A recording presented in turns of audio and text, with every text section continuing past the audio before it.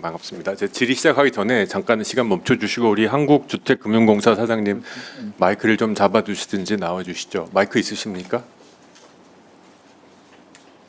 마이크 있으시면 그 서서 말씀하셔도 됩니다. 아니면 없으시면 아니면 그 죄송합니다. 단장에 나오셔서 나와주시고요. 예.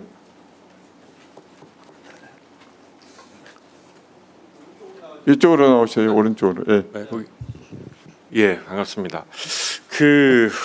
오늘 금융위원회 업무보고에서 제가 믿을 수 없었던 표현이 한 가지가 있었는데 부동산 시장과 금융의 절연이다.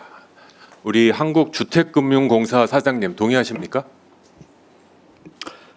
그 말은 뭐 주택 구입의 금융이 자, 단답으로 없을 제가 수는 질문했으니까 없고요. 네, 단어 동의하십니까? 자체는 동의하지 않는데요. 네, 알겠습니다. 제가 계속 과도한 질문하겠습니다. 금융을 이제 잠깐만요. 통제해야 된다는 것으로. 금융위원장님, 네, 부동산 시장과 금융의 절연 여러 번 말씀하셨는데 이게 개인의 소신이십니까? 네 그렇습니다. 네. 저는 이 질문에 대해서 저도 금융 쪽에 오래 있었던 사람으로서 원래 금융이라는 것은 실물을 따라가야 되는 겁니다. 뭐 당연한 논리죠. 실물의 시장의 성장을 촉진하고 또 여러 가지 면에서 기회를 제공하기 위해서 금융시장이 존재하는 겁니다. 저는 약간 세대적인 면에서 접근해 볼 때 우리 젊은이들이 왜 이렇게 주식에 올인하고 부동산에 올인하는가? 우리 기성세대들처럼 서민은 중산층으로, 중산층은 은퇴해서 그래도 남한테 손 벌리지 않고 살아갈 어느 정도의 재산을 축적하기 위해선 우리 사회에서는 부동산 아니면 주식밖에 없다라는 아주 합리적인 판단을 하시고 움직이고 있는 겁니다. 그분들 욕할 수는 없다고 보는데 동의하십니까? 맞습니다. 네, 네. 자, 주식에 대해서는 조금 이따 얘기하고요. 부동산에 대해서 얘기해 보겠습니다. 아까 부동산 시장과 금융의 절연이라고 하셨습니다. 결국은 아시는 대로 금융위원장께서는 이제 금융에 관리하시니까 현금을 갖고 부모님한테 물려받든 현금을 뭐 갖고 태어났든 현찰로 집 사는 사람을 관리할 감독할 방법은 없으시죠. 금융위원장으로선. 그렇죠? 현금 거래하겠다는데. 그럼 지금 문제가 되는 건 사고 싶은 집을 살기 위해서는 일정 부분 대출을 받아야 되는 사람들에게 시장 진입을 막겠다라는 소리신데요. 다시 한번 물어보겠습니다. 부동산 시장과 금융의 절연 소신이라고 하셨죠. 언제부터 소신이셨습니까? 네, 한국 금융이 결국은 이제 어떤 역할을 했느냐, 우리 어느 시점부터 소신이셨습니까? 2013년부터 소신이셨습니까?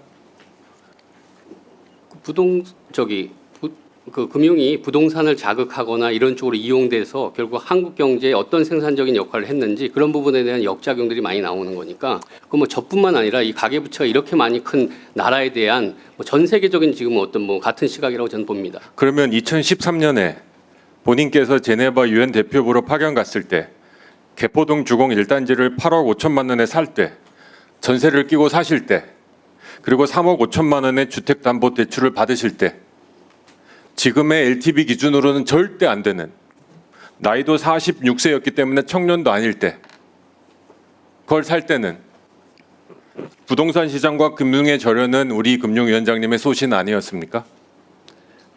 이렇게 집 한 채 8억 5천만 원 살 때 지금은 8억 5천만 원 개포동 택도 없죠? 한 15억이라고 칩시다. 12억 13억짜리 집 살 때 전세 끼고 3, 4억 대출 받아서 집 사는 사람들이 나쁜 사람입니까? 제가 뭐 나쁜 사람이라고 얘기한 건 없습니다. 지금 부동산 시장과 금융을 절연하시겠다면서요. 현금 갖고 사는 사람들 막을 방법 없다고 인정하셨지 않습니까? 지금 막겠다는 사람들은 내가 살고 싶은 집, 평생 내가 살아보니까 그 집 오늘이 이 세상에서 제일 싸다는 걸 알고 있는데 그 시장에 진입을 못하게 만들겠다는 게 지금 이 정부의 정책의 핵심이고 금융위원장께서 하반기 업무 보고할 때 자신 있게 부동산 시장과 금융의 절연이라고 말씀하시는 겁니다. 슬라이드 한번 보시죠. 이재명 대통령이 얘기한 겁니다. 돈 벌자고 집 사는데 대출해 줘야 하나. 저는 어이가 없었습니다. 대출이라는 거 왜 합니까? 소상공인들이 대출해서 돈 벌려고 하는 겁니다. 기업들이 대출해서 사업해서 돈 벌려고 하는 겁니다. 대출이란 것 자체가 빚을 내서 더 많이 벌어서 빚 갚고 더 많이 성장하겠다고 하는 겁니다. 근데 대출이란 이걸 이해를 못 하든지 정말 어떤 억가가 있는데 우리 청년들 후배 세대들한테 우리 기성세대가 그렇게 해왔던 수십 년간 해왔던 이 주택으로 자신의 자산을 성장시키고 그리고 자신의 삶을 안정시키는 것을 막으려고 하는지 좀 이해할 수가 없습니다. 다시 한번 묻습니다. 부동산 시장과 금융의 저렴 우리가 과연 마련 자격이 있고 우리 청년들한테 이렇게 막아도 되는 거라고 생각합니다. 저는 더더군다나 그렇기 때문에 저희 세대 같은 경우는 이 부분에 대해서 더 책임감을 갖고 문제 해결을 해야 된다고 생각합니다.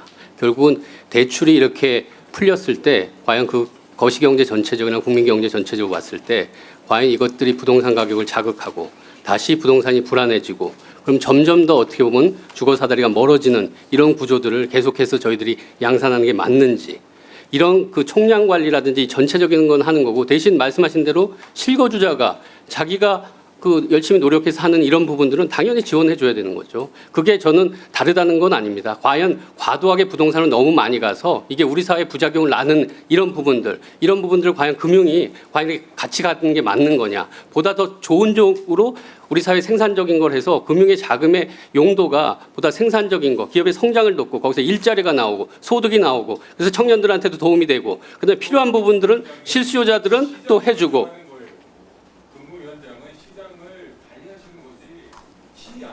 아니죠. 거시건전성이나 미시건전성은 이거는 국제 룰이고요. 그 2008년에 미국이 서브프라임 모기지가 사태가 왜 났습니까? 아니, 조정원 의원님, 예, 정리해 주시기 바랍니다. 예. 아니 저기 위원님 말씀하신 네. 취지 그리고 아까 뭐 세대라든지 청년에 대한 얘기들은 저희들 같이 진짜 저 여러 가지 마음 깊이 새기는 거고요. 그다음에 말씀하신 그 취지랑 저희들이 하는 거는 거시경제 전체적인 차원에서 국가 경제를 어떻게 끌고 가느냐, 네. 금융의 역할을 뭘로 봐야 되느냐 이런 부분이고 하나하나 뭐 개인들을 저희들이 맡겠다 뭐 이런 부분은 아니라는 점을 제가 말씀드리겠습니다. 위원장님 정리해 주시기 바랍니다. 예, 오찬을 해서 잠시 정리했다가